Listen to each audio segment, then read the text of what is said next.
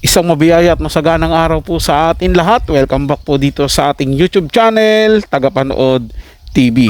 First time to, Bossing Vic Soto ibinunyag ang pag-amo ni Bimby Aquino kay Raisa Medison. Yan po yung ating bibigyan ng comment, reaction, opinion sa araw na ito.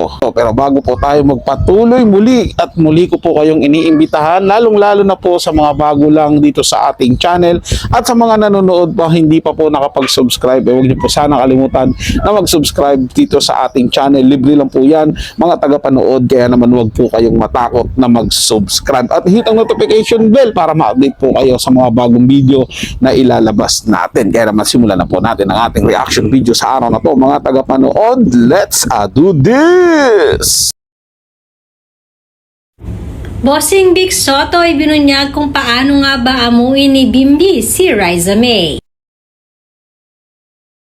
Isa ka din ba sa kanilig kanina sa prod din ng Bimby at Raisa?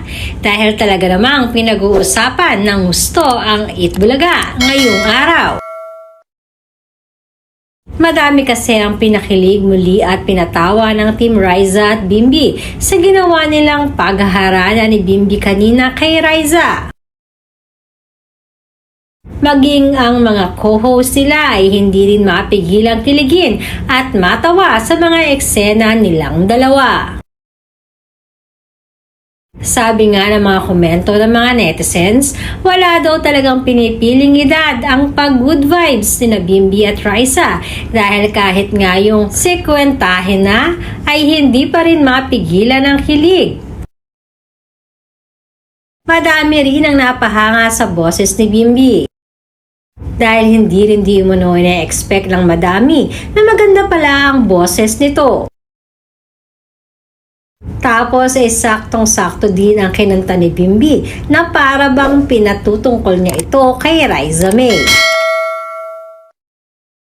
Maybe, yan nga ang bagong tawag nila Bossing Vic Soto sa tambalan ni Raisa at Bimby. Samantalang sa kauna-unahang pagkakataon nga ay nagkatampuhan naman itong sina Bimby at Raisa sa kanilang live. At sa nasabing live ay napag-usapan nga nilang dalawa ang ilan sa mga personal sa kanilang buhay.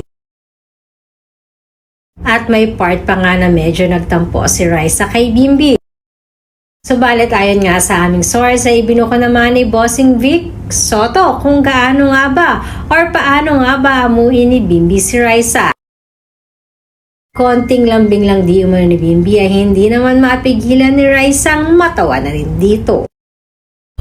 Siyempre mga tagapanood, si Raisa May anak-anakan na po yan ni Bossing Vic Soto. Kaya kung meron siyang mapapansin diyan, talagang unang-unang magre-react po yan si Bossing Vic. Kasi parang ano niya na yan di ba?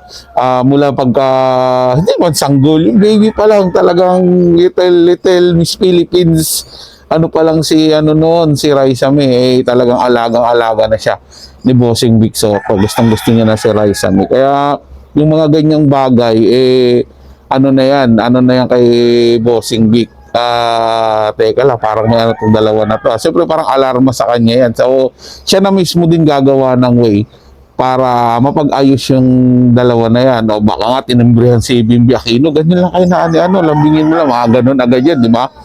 Mga tagapanood. Well, natutuwa po talaga ako sobra sa dalawa na to, kay Bimby at kay Raisa May. O isa ngayon, maybe na.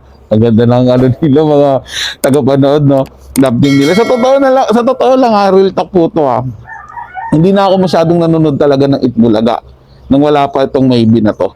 Kasi medyo nadismaya nga ako kay Tito Soto.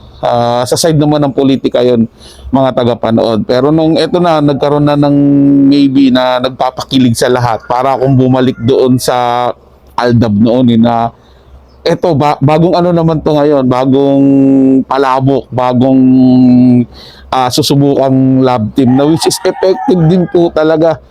Grabe, sinong mag-aakala na yung ordinaryong, yung simpleng babae na si Raisa May, magkakaroon ng Prince Charming. Di ba? Mga ganun mga tagapanood, sobrang nakakilig po sila. Kaya kung kayo hindi nyo pa napapanood itong maybe, abangan nyo na po sa Itbulaga dahil panigurado po kikiligin at kikiligin po kayo.